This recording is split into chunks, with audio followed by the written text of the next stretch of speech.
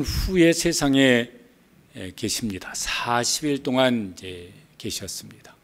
뭘 하셨느냐면은 제자들을 만나서 하나님 나라의 일을 가르치셨다고 성경에 되어 있습니다. 무슨 말씀을 가르치셨을까? 성경에 이제 분명하게 나타나 있는 것은 이런 말씀들입니다. 마태복음에는 너희는 가서 모든 민족을 제자 삼으라. 또 마가복음 오늘 16장에 보면은 15절에 너희는 온 천하에 다니며 만민에게 복음을 전파하라. 또 사도행전 1장 8절 말씀, 성령이 임하시면 너희가 권능을 받고 예루살렘으로부터 시작하여서 땅끝까지 내 증인이 되리라. 표현은 조금씩 다르지만은 이제 공통적인 내용입니다. 하나님 나라를 세우는 것입니다. 하나님 나라를 확장시키는 것입니다. 이 사명을 주신 후에 예수님께서 이제 승천하십니다. 오늘 사도신경 오늘 말씀은 이제 승천하신 예수님에 대한 설교입니다. 오늘 고백 중에 하늘에 오르사 전능하신 하나님 우편에 앉아 계시다가, 오늘 읽은 이제 마가복음 16장 19절에도 주 예수께서 말씀을 마치신 후에 하늘에 올려지사, 말씀을 마치신 것은 이제 그 앞에 말씀드렸던 그런 사명을 이제 말씀하신 것입니다. 그리고 하늘에 올려지사 승천하셨습니다. 하늘에 올려지셨다고 하는 것이 무슨 뜻일까? 저기 어디 우주 공간 어디로 가셨다는 말인가? 그러면 우리가 비행기 타고 가다 보면 혹시 만날 수 있나? 아니면 더 멀리 가셨으면 우주선 타고 가면 만난다는 얘기인가? 그런 건 말이 안 되는 이제 얘기입니다. 그 하늘, 이게 어떤 우주 공간 이제 이런 건 아니에요. 영어로는 그런 걸 스카이라고 이렇게 표현한대요. 그런데 이제 하늘이라고 우리 성경에 번역된 것은 헤븐이라고 되어 있습니다. 하나님이 계신 곳이다. 그러니까 어떤 물리적인 공간이 아니라 어떤 상태예요. 하나님이 계신 그 자리를 가리켜 말씀하는 것입니다. 예수님께서 그 십자가 지시기 전에 이렇게 말씀하셨습니다. 요한복음 13장 3절에 보면은 승천하실 것을 저렇게 말씀하신 거예요. 하나님 아버지께로부터 오셨다가 어떻게 하실 거라고요? 하나님께로 돌아가실 것. 그저께 하늘에 오르셨다는 말이 하나님께로 돌아가신 것이에요. 또 그걸 제자들에게도 이제 말씀하실 때 비슷한 말씀을 하셨는데 20장 17절에 보면은 내 하나님 곧 너의 하나님께로 어떻게 한다? 올라간다. 이게 무슨 이렇게 뭐 산에 올라간다 이런 의미가 아니고, 어유 그 사람 높은 자리에 올라갔대. 그렇다고 의자가 막 저 무슨 뭐 하늘 위에 있는 겁니까? 그런 말이 아니고 뭐예요? 그 사람의 상태가 뭐가 이렇게 높아진 거예요. 그걸 이제 올라갔다고 말씀을 하는 것입니다.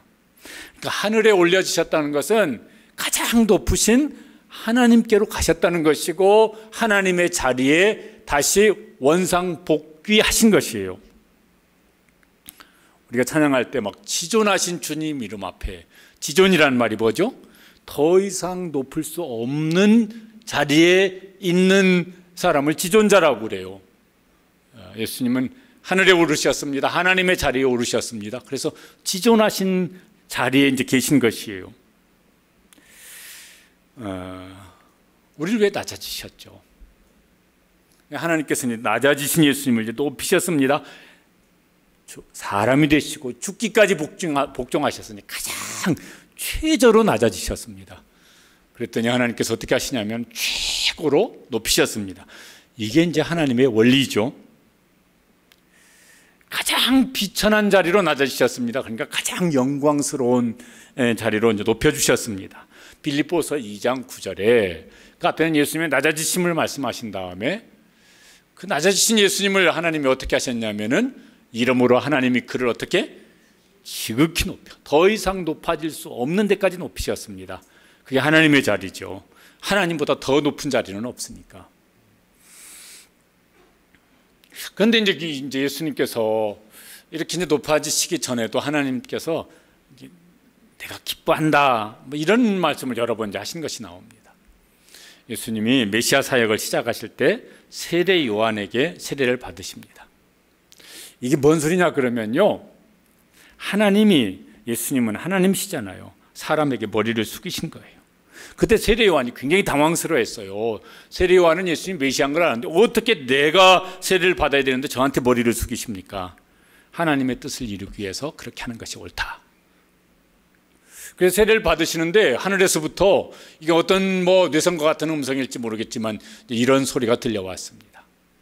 같이 읽어보실까요? 이는 내 사랑하는 아들이요 내 기뻐하는 자라. 하나님께서 그걸 보시면서 너무 그렇게 하나님이신 독생자이신 예수님이 사람에게 머리를 숙여서 하나님의 뜻을 이루시려고 그러시는데 그 모습이 너무 사랑스럽게 보이신 것 같아요. 그렇게 너무 기쁘셨어요.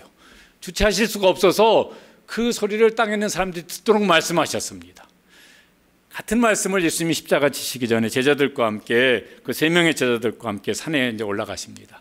곧 예수님이 십자가에 죽으셔서 하나님의 구속 사역을 이제 완성하실 것입니다.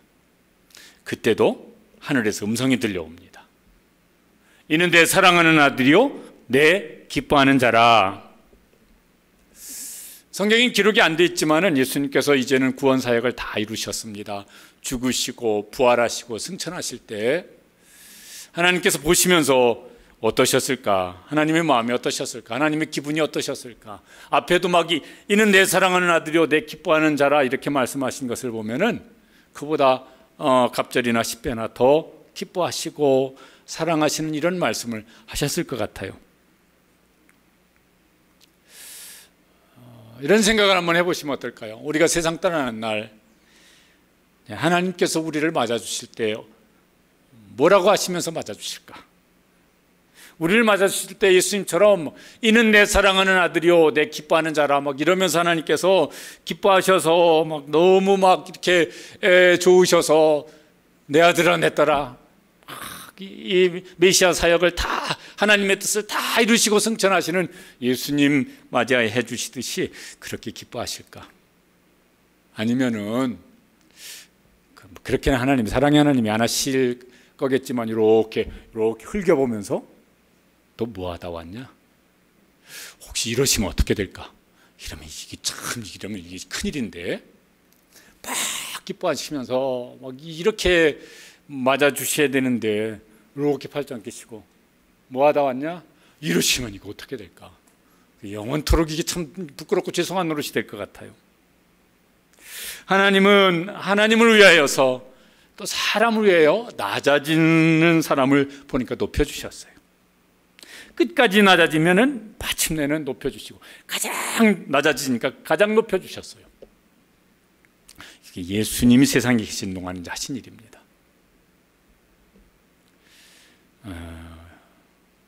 예수님은 이제 사랑의 예수님이시지만 예수님이 하신 모습을 보면은 그에 못지않게 예수님은 겸손하신 분이세요.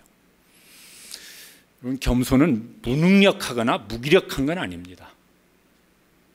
겸손은요 예수님이 하셨던 모습이에요. 예수님은 전능하신 분이세요. 그런데 그 능력을 아주 부드럽게 사용하셨어요. 자기 자신을 낮추셔서 연약한 사람을 섬기는데 그걸 딱딱하게 하면 섬김이 안 되어져요. 그래서 겸손하게 자기 자신을 부드럽게 하셔서 온유하게 하셔서 다른 사람을 섬기셨습니다. 그래야 섬길 수가 있어요. 여러분 무능력하면 섬길 수가 없습니다. 섬김을 받아야지. 내가 무능력하고 무기력하면 누군가를 돌볼 수가 없습니다. 내가 돌봄을 받아야지. 건강이 무기력하면요 누군가로부터 돌봄을 받아야 돼요. 경제적으로 아주 무기력해졌어요. 그럼 다른 사람의 돌봄을 받아야 돼요. 내가 정신적으로도 아주 약해졌어요. 그러면 누군가의 돌봄을 받아야 돼요. 우리가 살면서 그럴 때도 있습니다. 그럴 때는 돌봄을 받는 거죠. 섬김을 받는 거죠. 그런데 할 수만 있으면은 건강으로도 그렇고 돈을 버시는 분은 열심히 벌으셔서 경제적으로 그렇고 정신적으로도 아주 이렇게 강건하여서 그 대신 그걸 자기를 높이는 일에 사용하지 않고 낮추어서 예수님처럼 겸손하게 섬기는 일을 잘 감당할 수 있게 되시길 바랍니다. 그러면 높이신다고. 베드로전서 5장 6절에 보면은 이렇게 말씀하세요. 같이 읽어보시죠. 그러므로 하나님의 능하신 손 아래서 겸손하라. 때가 되면 너희를 높이시리라. 예수님이 하나님께서 맡겨주신 사명을 다 감당할 때 높여주십니다. 하늘에 오르시게 하십니다. 더 이상 높아질 수 없는 자리로 높여주십니다. 사람들도 그렇게 하는 일이 있는 것 같아요. 이렇게 이제 무슨 나라를 위해서 뭘 하면 훈장 이런 걸 주는 것이 있어요. 우리 중에 받아보신 분이 계신지 모르겠는데 제일 깊게 뭐죠? 최고 등급 훈장이 무궁화 대훈장. 저건 아무한테나 안 준대요. 저거는 대통령 퇴임할 때 아니면 외국 대통령이나 수상이 와서 우리나라에 뭐 아주 큰 어떤 유익을 주었을 때 저런 이제 훈장을 준대요. 예수님의 하늘에 오르심, 예수님의 승천하심은 제가 설교 준비하면서 든 생각이 하나님의 대훈장이겠다. 하나님 나라의 대훈장이겠다. 그런데 우리도 할 수만 있으면은 예수님 따라서 세상에 사는 동안에는 낮아지고 겸손해져서 예수님처럼 섬기는 일을 잘, 하나님의 뜻을 따라 섬기는 일을 잘 감당하다가 천국에서는 하나님 앞에 설 때는 훈장 하나씩 받았으면 좋겠어요. 하나님께서 너 내 뜻을 위해서 인생 수십 년, 몇십 년 정말 충성했다. 그래서 하나님께서요 이렇게 훈장을 하나씩 달아주시는 그 훈장을 받을 수 있으면 참 좋을 것 같아요. 뭔 훈장이 되어졌든지. 저도 그랬으면 좋겠고 우리 교회 성도님들이 하나님 앞에 서는 날 하나님 나라의 훈장을 하나씩 다 하나씩인 몇 개씩이든 가슴에 달고 하나님 앞에 설 수 있는 그런 충성스러운 종들 되시기를 주님의 이름으로 축복합니다. 하늘에 오르신 예수님께서 어떤 상태로 계실까? 오늘 사도신경에는 전능하신 하나님 우편에 앉아 계시다가 우리가 이렇게 신앙 고백을 합니다. 오늘 읽은 마가복음 16장에도 저렇게 되어 있어요. 하늘로 올려지사 어디 계시니라? 하나님 우편에 앉으시니라. 하나님 우편에 앉아 계신다고. 근데 이제 성경 다른 곳에 보면 아버지 하나님께서 그 하나님 우편에 앉혀 주셨다고 나와요.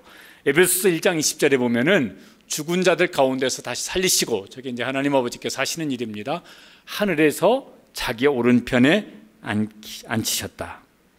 이게 이제 오른편에 앉히셨다는 말이 뭘까? 예수님께서 십자가 달리시기 전에 하셨던 말씀 중에 이런 말씀을 하신 일이 있습니다.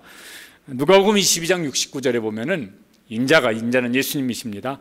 하나님의 어디에 앉아 있으리라? 권능의 오른편에 앉아 있으리라.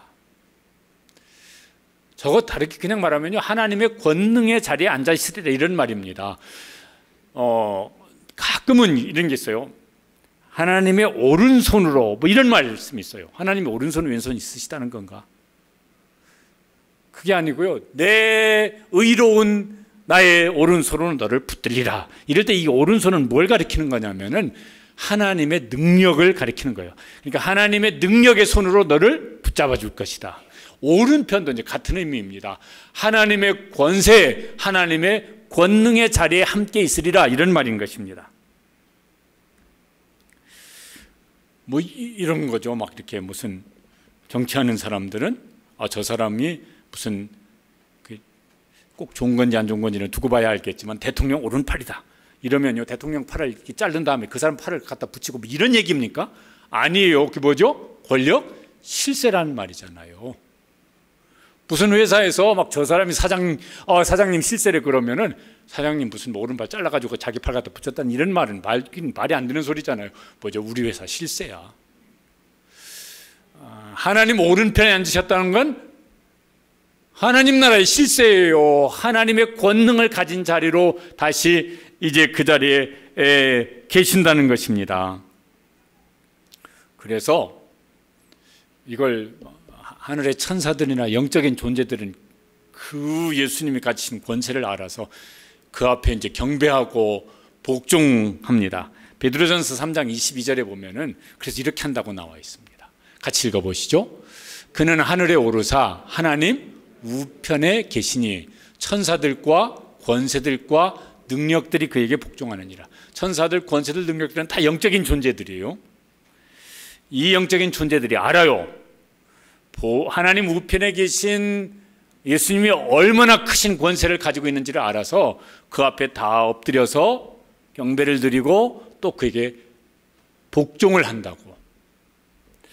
그런데 여러분, 우리는 어떻게 해야 합당할까? 우리는 어떻게 해야 적당할까? 여러분요, 천사들이든 이 영적인 존재들이 하나님께로부터 긍휼하심을 받을까? 하나님의 불쌍히 여기심을 받을까? 하나님의 누구도 끊을 수 없는 그 사랑을 받고 있을까? 하나님 앞에 죄 사함을 받을까? 이런 게 없어요. 성경에 보면 그런 기록들이 없어요. 우리는 부족한데, 연약한데 긍휼하심을 받고 불쌍히 여김을 받고 죄 사함을 받고 십자가에 누구도 끊을 수 없는 사랑을 영원토록 받고 있고, 그리고 예수 그리스도 안에서 하나님께서 주시는 특별한 은혜들을 받고 있어요. 그러면은 여기 있는 천사들이나 어떤 영적인 존재들보다는 그 권세를 더 귀하게 여기고, 그래서 더 경외하고 더 굴복하고 더 순종하고, 그래야 그게 합당하지 않을까. 그러잖아요. 사람이 무슨 은혜를 받았으면은 은혜에 합당한 이런 어떤 반응이 있어야 되지 않습니까? 그런 점에서 우리가 이 신앙 고백을 할 때마다 그 고백이 참 그냥 이렇게 주문에 우듯이 지나가는 것이 결코 되지 아니하고, 그 신앙 고백이 정말 더 새로워져요. 더 생생해져요. 그래서 우리는 그 은혜, 그 사랑, 긍휼하심을 영원토록 받고 있는 사람이 되었으니 하나님을 더 그렇게 높이고, 우리를 위해서 그 일을 행하신 예수님을 더 높여드리면서 예배도 드리고 그 인도하심에 순종도 할 수 있는 주님의 종들, 그런 제자인 우리 교회 성도들 되시기를 주님의 이름으로 축복합니다. 하나님 우편을 성경 다른 곳에는요 보좌 우편이라고도 말씀하세요. 히브리서 12장 2절에 보면은 표현이 거기는 이렇게 되어 있습니다. 하나님 우편이 아니라 하나님 보좌 우편에 앉으셨느니라. 보좌는 이거 의자를 가리키는데 아무나 앉는 의자를 보좌라고 하지 않고, 보좌는 어떤 사람이 앉는 의자를 보좌라고 그럽니까? 예전에 이제 왕이 앉는 의자, 이걸 보좌라고 그래요. 보좌 우편에 앉았다는 말은 뭐냐면요, 그 보좌에 앉은 사람, 앉은 그 존재와 급이 같다는 거예요. 동급이라는 것이에요. 그래서 무슨 옛날 사극을 보면 왕이 앉아 있는데 신하들은 옆에 앉아 있습니까? 신하들은 저 밑에 무릎 꿇고 있든지 막 이렇게 막 숙이고 있든지 이렇게 있어요. 근데 그 왕의 옆에 앉아 있는 사람들이 있어요. 누구죠? 왕비나 무슨 왕자나 이런 사람들이요, 같은 왕족이야. 급이 같아. 그래서 그 옆에 앉아요. 무슨 텔레비 뉴스에 대통령하고 무슨 외국 대통령이 와서 회담한다. 그러면 의자를 보니까 이렇게 나란히 놓고 하더라고. 왜? 같은 나라의 지도자니까. 그런데 무슨 어디 장관이나 이런 사람이 오면은 의자 나란히 놓지 않더라고. 여기 대통령을 앉고 이 사람은 옆으로 앉고 이렇게 앉더라고. 급이 다르니까. 그러니까 예수님은 영원토록 삼위일체 하나님이세요. 그러니까 어디 앉으시냐면 하나님 우편인데 하나님 보좌 우편에 앉으셔서 하나님과 같은 급으로 영원토록 계시는 것이라. 그런데 이제 그것도 이제 대단하죠. 왜? 우리가 믿는 하나님은, 우리의 주님은 그런 분이시니까. 그런데 거기서 끝나지 아니하고 에베소서 2장 6절에 보면은 저게 이제 아주 놀라운 이제 일인데, 영원토록 놀라운 일인데 같이 한번 읽어보시겠습니다. 그리스도 예수 안에서 함께 하늘에 앉히시니. 하나님께서 그리스도 예수 안에 있는 예수님을 믿는 우리를 함께 하늘에 앉히신다는 건 누구냐면은 예수님 보좌 우편에 앉아 계신, 보좌에 앉아 계신, 보좌 우편에 앉아 계신 그 예수님과 함께 하늘에 앉혀주신다는 거예요. 이거 쉬운 성경이라고 하는 번역에 보면은 이렇게 되어 있습니다. 하늘 위에 있는 그분의 보좌 곁에 우리를 그리스도와 함께 앉혀주셨습니다. 언젠가요? 이게 그 아주 세계적인 부자 중에 워런 버핏, 저분이 무슨 자선 사업 하는 일 때문에 그렇게 한다고 그러던데, 저 사람하고 점심 먹는 걸 경매로 붙여서 최고가로 낙찰된 사람이 저 사람하고 1대1로 밥을 먹는데요. 그런데 금년인가 작년인가 낙찰된 사람이 $1,900만 달러, 우리 돈으로 한 230~40억쯤 되어지는 돈이에요. 그 돈을 내고 저 사람하고 점심 한 끼 먹는 것에 낙찰이 됐대요. 아이고, 1,900만 원이 아니고, 1,900만 원 같아도 여러분 1,900만 원 내고 점심 한 끼 먹겠습니까? 1,900만 달러, 230~40억 원쯤 되는 돈을 내고 저 사람하고 밥 한 끼 먹는데요. 돈이 많으니까 할 수도 있겠지만은 230억, 40억이면 짜장면이 몇 그릇이요? 근데 나로 말씀드릴 것 같으면 내가 누구냐면은 저 워런 버핏하고 내가 점심을 1대1로 앉아서 먹은 사람이야. 나를 우습게 보지 마. 뭐 그 사람은 얼마나 막 폼 잡겠어요. 막 둘이 셀카 찍어가지고 막 아는 사람한테 다 보내고, 나로 말씀드릴 것 같으면은 난 이 사람하고 점심 먹은 사람이라니까. 뭐 이러면서 얼마나 자랑하고 싶지 않겠습니까? 그 옆에 앉아서 둘이 밥 먹었다니까. 저 돈 내고. 우리는 그리스도 안에서 예수님과 함께 하늘 보좌에 앉혀온 사람이라. 이게 도대체 이게 그러면 얼마나 이게 대단한 일이고 얼마나 영광스러운 일일까? 상상도 이제 설명도 못 하겠고 상상도 안 돼. 설교 준비하면서 암만 상상의 나라를 펴려고 해봐도 잘 그림이 안 그려져요. 근데 여기 오늘 말씀에 보면 뭐냐면은 앞으로 안 치울 것이다, 이게 아니라 이미 안 치운 자라, 이렇게 말씀하세요. 성경 읽다 보면 저런 표현이 있어요. 분명히 미래에 일어날 일인데 그 동사의 시제는 이미 완료된 거예요. 이미 완료된 시제의 동사를 사용할 때가 있어요. 그럼 바울 사도가 성경 쓰다가 깜빡해가지고 이게 무슨 잘못 쓴 것이 아니라 이건 뭐냐면 강조의 표현이에요. 아주 확실하게 보장된 미래, 너무나도 확실한 확정된 미래를 말을 할 때는 그 분명히 미래 시제, 동사의 시제를 미래로 써야 되는데 완료된 시제로 써요. 그렇게 함으로 뭐예요? 이게 확정된 미래의 일이지만 너무나 이건 확정된 일이라고 하는 것을 강조하는 것이죠. 우리는 그런 사람이라고. 그러니까 가끔 이렇게 뭐가 이렇게 좀 나는 좀 뭐 왜 이렇게 시원찮냐, 아유 나는 뭐 이렇게 사는 게 뭐 이렇게 좀 폼도 안 나고, 아유 뭐 이렇게 그냥 구겨진 뭐 같으냐, 뭐 이렇게 생각될 때는 정신을 바짝 차리고 에베소서 2장 6절을 편 다음에 이 말씀을 곰곰이 묵상하시면서 나로 말씀드릴 것 같으면 이러면서 어깨 펴시고 소망 중에 우리는 기죽을 사람이 아니에요. 우리는 기죽고 살 수가 없는 사람들이에요. 누구 앞에 비교를 하더라도, 어떤 대단한 사람 앞에 비교하더라도 기죽을래야 기죽을 수가 없는 사람이에요. 그 대단하신 분들이 얼마나 대단하겠어. 그 몇 년 대단할지 몰라요. 길어봤자 몇십 년 대단하겠지. 그런데 그게 꼭 또 뭐 행복하지도 않은 사람들이 많잖아요. 그런 점에서 우리는 영원히 대단한 사람입니다. 왜냐하면 그리스도와 함께 하나님 보좌 우편하는데 그게 영원토록 그럴 것이니까 이걸 상상하시고 소망하시면서 기표고 소망 중에 우리 세상을 당당하게 살아갈 수 있는 성도들 되시기를 주님의 이름으로 축복합니다. 그렇게 사는 게 맞아요.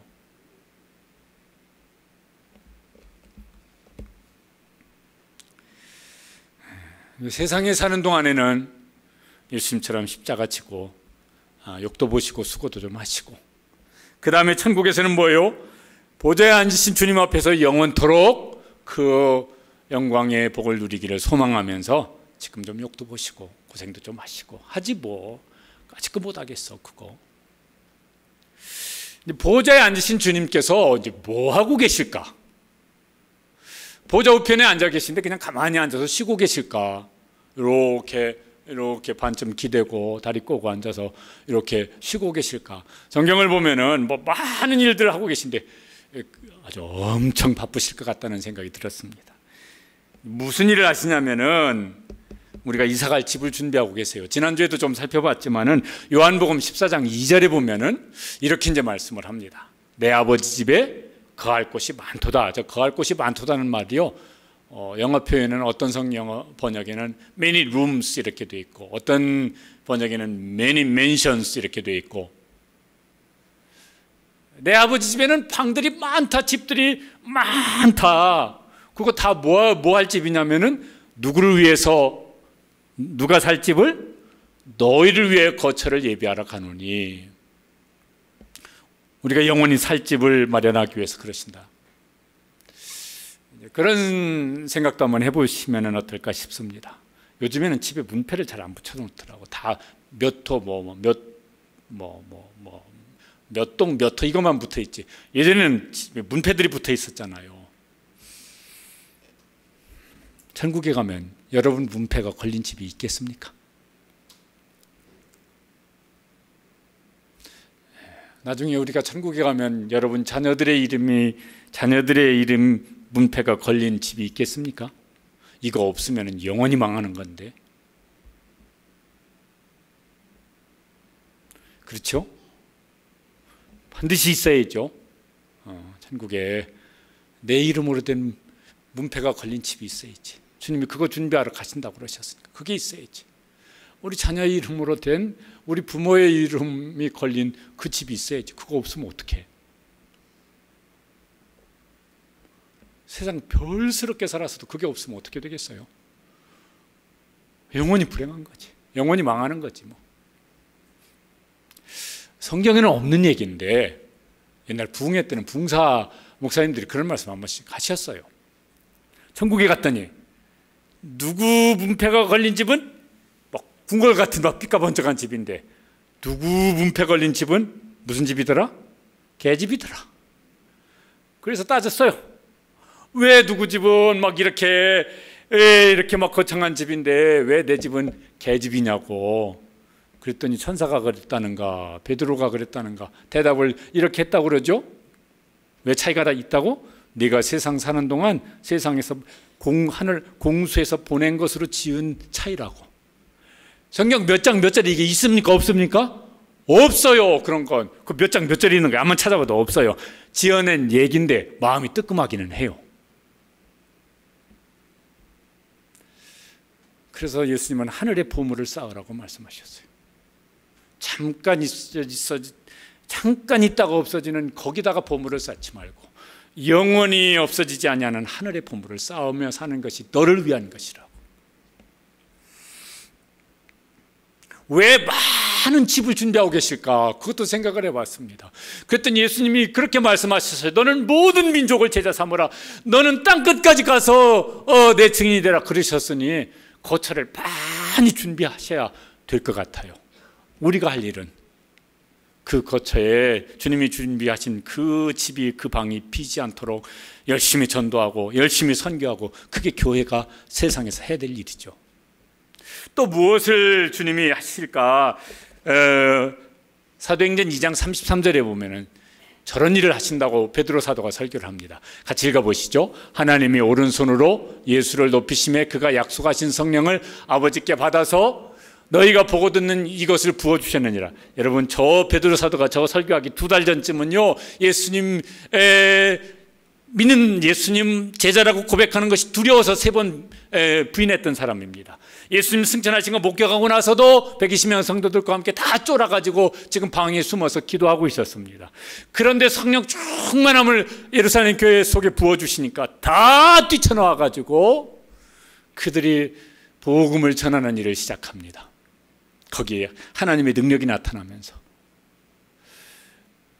코로나로 위축된 모든 교회들, 그 중에 우리 교회도 빼놓지 마시고 우리 성도들에게 빼놓지 마시고 주님께서 보좌 우편에서 우리에게도 아버지께로부터 성령을 부어주시는 성령을 받으셔서 우리 교회에게 이 땅의 모든 교회들에게 부어주셔서 다시 일어설 수 있는 예루살렘 교회처럼 그렇게 일어설 수 있는 은총을 베풀어 주시기를 사모하시고 기도하시기를 바랍니다.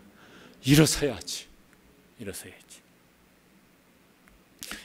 이번 주에 초등부 청년부 수련회가 있어요. 지난 주간에 중고등부 수련회 했어요. 아이들이 뭐 이렇게 보니까 아주 준비도 열심히 기도하고 준비하고 잘해서 아이들이 뭐 이렇게 뭐 좋은 간증들이 많이 있더라고요. 제가 간증문을 읽어보는데 한 반쯤은 그런 것 같아요. 나 가기 싫었는데, 오기 싫었는데, 그 말을 뭐하러 꼭 써? 그런데 간증부서라니까 그 말을 썼어. 한 반쯤은 나 오기 싫었는데, 난 진짜 오기 싫었는데, 그런데 왔더니 좋았더라. 뭐 이렇게 이제 쓴 거예요. 오기 싫어서 안 온 애들도 많고, 그런데 여기 이제 이번 주 초등부도 청년들 중에서도 이제 꽤 있을 거예요. 나 오기 싫은데, 그런데 이제 안 온 사람도 있을 거고, 오기 싫지만 그래도 이제 오면은 성령님께서 은혜를 주셔서 오기를 100번, 1000번 잘했다. 이렇게 고백할 수 있는 은혜가 있게 되기를 간절히 기도해 주시기를 바랍니다. 때를 따라 돕는 은혜를 주시는 일을 하신다고 말씀합니다. 히브리서 4장 16절 말씀, 저것도 참 생각할수록 감사한 말씀입니다. 읽어보시죠. 우리는 긍휼하심을 받고 때를 따라 돕는 은혜를 얻기 위하여 은혜의 보좌 앞에 담대히 나갈 것이다. 주님이 앉아 계신 보좌를 저기는 무슨 보좌라고 말씀하세요? 은혜의 보좌라고. 저기 무슨 소리요? 주님이 그 보좌에 앉으셔서 뭘 하신다는 거예요? 은혜를 베풀어 주신다는 거예요. 은혜가 필요한 사람들에게. 야, 너 지금 그때 이 은혜가 내게 필요하긴 하구나. 그래서 은혜를 베풀어 주신다는 거예요. 그래서 그 은혜를 받기 위해서 어떻게 하라? 은혜의 보좌 앞에 담대히 나오라고. 은혜의 보좌 앞에 지금 주님께서 그 은혜를 베풀어 주시려고 준비하고 기다리고 계시니 은혜의 보좌 앞에 나와서 그 은혜를 베푸시는 주님께서 베풀어 주시는 은혜를 힘입어서 그게 문제된 상황이든 뭐든 그걸 감당해낼 수 있는 성도들 되시길 축복합니다. 그냥 걱정만 태산같이 앉아서 하시지 마시고. 또 무슨 일을 하시냐면요, 다 소개할 수는 없는데 요한일서 2장 1절에 보면은 이것도 얼마나 감사한지 모르겠어요. 읽어보시죠. 만일 누가 죄를 범하여도 아버지 앞에서 우리에게 대언자가 있으니 곧 의로우신 예수 그리스도라. 대언자라는 말을요, 요새 말로 바꾸면 변호사예요. 누가 죄를 범하였는데 하나님 아버지 앞에서 우리를 변호하시는 분이 계신데 그분이 누구시라? 예수 그리스도시라. 저게 어떤 상황일까? 로마서 8장에 보면은 저 상황을 이렇게 우리가 머릿속에 그려볼 수 있는 말씀이 나옵니다. 8장 33절 34절이에요. 누가 등이 하나님께서 택하신 자들을 고발하리요? 의롭다 하신 이는 하나님이시니 누가 정죄하리요? 죽으실 뿐 아니라 다시 살아나신 이는 그리스도 예수시니 그는 하나님 우편에 계신 자요 우리를 위하여 간구하시는 자시니라. 저게 무슨 소리냐면 이런 거예요. 사탄이 우리 죄를 하나님 앞에서 고소한다는 거예요. 욥기 1장 2장에 보면 그런 장면이 나와요. 이런 거예요. 사탄이 우리가 무슨 죄를 졌는지 알아요. 그럼 하나님 앞에서 고소를 하는 거예요. 하나님, 저 조상구가 지금 오늘 주일이라고 설교 시간에 뻔뻔하게 설교를 하고 있는데 저 인간이 지은 죄를 제가 압니다. 하나님께서 보시면 아실까요? 모르실까요? 하나님도 아시지. 그랬고 나도 안다. 그런데 그때 변호사가 등장하는 거예요. 그 변호사가 누구시라고요? 예수님이시라고. 뭐라고 변호하실까요? 맞습니다. 그런데 그 죄를 위해서 제가 그 죄를 대신 짊어지고 십자가에 죽었습니다. 그 죄값을 다 지불했고 그 십자가의 피로 저 조상구의 죄를 다 깨끗하게 씻었습니다. 하나님 판결을 내리세요. 뭐라고 판결을 내리신다고요? 죄 없다고. 왜? 죄값이 다 지불됐으니까. 그래서 누가 고소하리요? 누가 정죄하리요? 예수님께서 그렇게 우리 죄를 위해서 변호하세요. 입으로 변호하십니까? 십자가의 죽으심으로 그 피로 우리 죄를 변호하시는 거예요. 누구도 정죄할 수 없다고.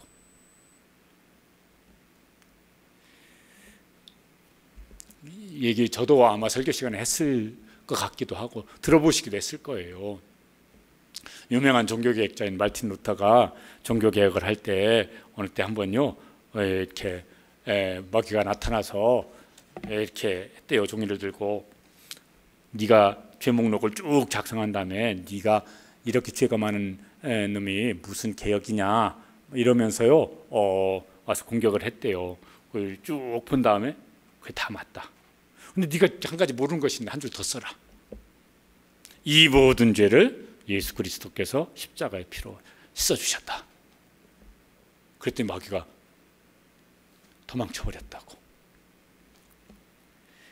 만일 누가 죄를 범하여도 아버지 앞에 그래서 우리에게 대언자가 있으니 곧 의로 오신 예수 그리스도라. 그래서 우리가 예배 드릴 때마다, 기도할 때마다, 무슨 찬송할 때마다 예수님의 십자가를 붙잡고 나아가는 것입니다. 우리 공로로 나아갈 수가 없어요. 그래서 우리도 바울 사도처럼 예수 그리스도 십자가보다 더 귀한 것이 없고, 그보다 우리에게 더 필요한 것이 없고, 그래서 우리도 예수님의 십자가가 가장 자랑스럽고 가장 귀하고, 그 예수님의 십자가 바라보면 언제든지 은혜의 보좌 앞에 담대히 나아갈 수 있는 그런 담대함을 얻고 나아가는 예배자, 기도자가 되는 우리 성도들 되시기를 축복합니다.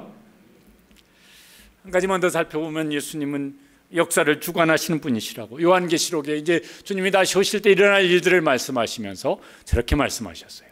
같이 읽어보시겠습니다. 나는 알파와 오메가요, 처음과 마지막이요, 시작과 마침이라. 알파는 라틴어로 첫 번째 알파벳 첫 번째고, 오메가는 마지막 문자입니다. 그래서 처음과 마지막, 시작과 마침이라고 하신 거예요. 삼위일체 하나님이 천지를 창조하셨어요. 창세기 1장 세상의 역사가 시작됐습니다. 요한계시록 22장 주님 다시 오실 그날에 이 세상 역사가 이제 끝날 것이에요. 새로운 역사가 시작될 것이에요. 그 역사를 시작하게 하신 분이, 그 역사를 마치게 하신 분이 나는 알파와 오메가라, 내가 그렇게 할 것이다. 우리 개인의 인생은 태어났을 때 우리 인생의 역사가 시작되고 죽는 날 우리 개인의 인생은 끝날 거예요. 그것도 주님께서 내가 알파고 내가 오메가라. 그래서 우리 개인의 역사도, 개인의 인생도, 우리 자녀의 인생도, 교회도, 세상이 뭐라고 하든지 교회도, 우리나라의 역사도, 인류의 역사도 주님께서 역사의 주관자시라고. 그럼 어떻게 하면 좋을까?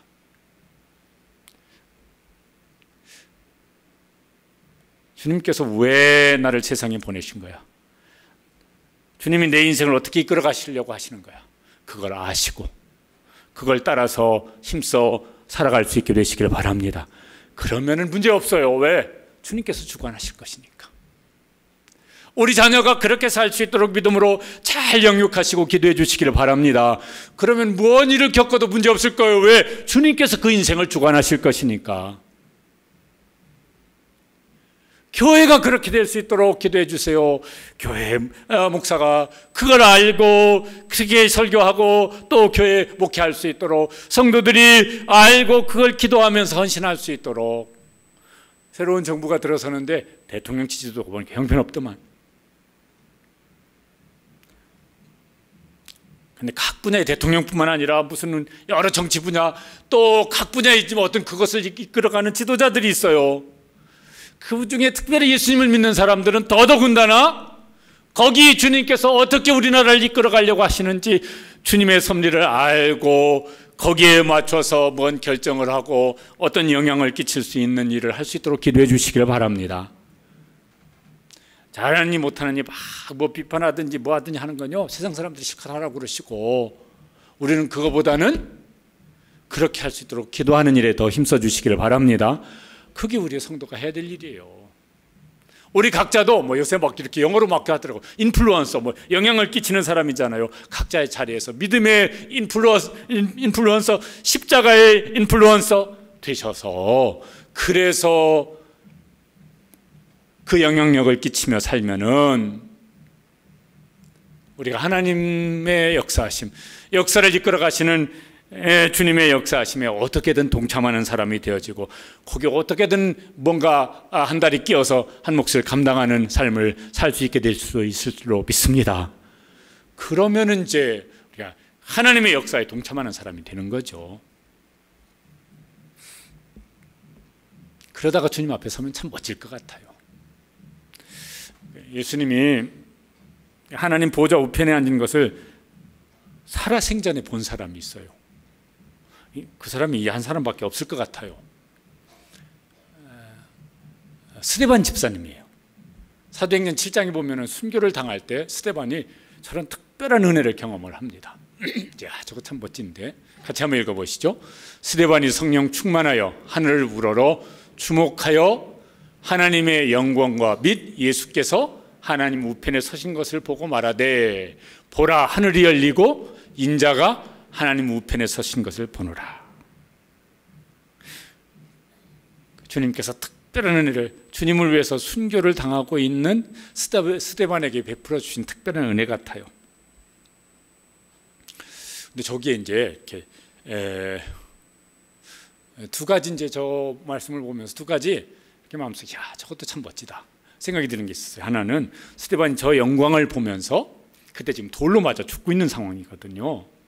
근데 얼마나 두렵고 얼마나 그 돌로 치는 사람들에 대한 뭐 이렇게 분노의 마음 가질 수도 있고 무슨 고통도 있었을 것 같은데, 저 말씀 그 뒤에 기도하는 내용이 나와요.